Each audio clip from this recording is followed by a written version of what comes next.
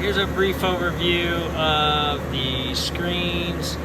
This, of course, a process screen where you don't have access to any of the valves. None of them will work. And just an illustration to show you all the stuff that's happening, whether the tables are moving up or down. Power supplies have interlocks or no interlocks. Just the positioning of everything.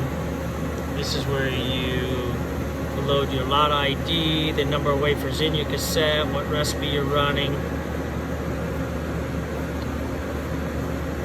So here's the editor screen, and then this is where you create your recipes. As you can see, you have how long it's going to be at each station, what's your starting pressure, how many watts it's going to be for your RF power, your sputter power, and then your flows for your gases.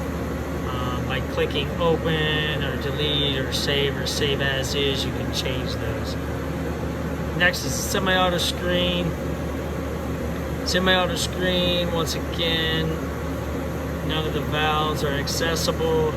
You have pump and vent here. You have load 1. So this load 1 wafer at a time. Load 4 moves 4 wafers in under the target, so you could do burn-ins on the targets. Transfer all, just simulation does the transfer all. And of course, empty chamber, if you just want to clear out all the wafers in there. It moves it 6 times, assuming that you have, all those 6 wafers in there, or even if you have 1, it still moves it 6 times to make sure it's clear. The same on the right side, you have a pump and a vent. Here's also where you your cryo on, off, and regen. And then maintenance screen.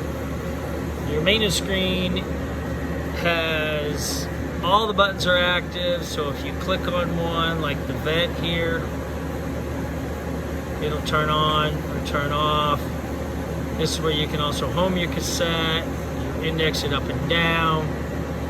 Then you have what's a wafer detect. So if you wanted to simulate and just run a process with no wafers, but simulate that it does have wafers, you can turn this guy off and the machine will simulate that it has wafers. So this wafer detect right here will turn on and off every time.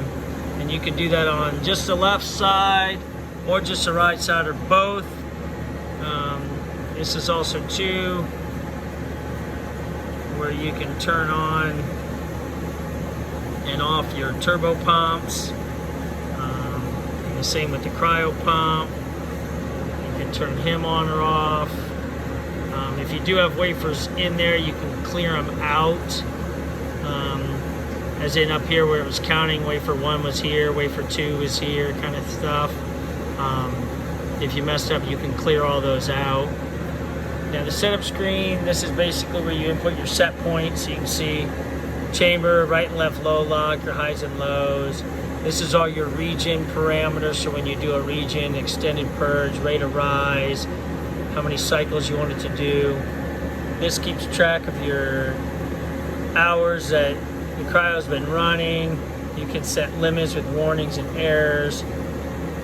Here's all the tolerances for gas, DC, RF power, cryo temp. If they get over these percentages, you'll get a warning or a fault.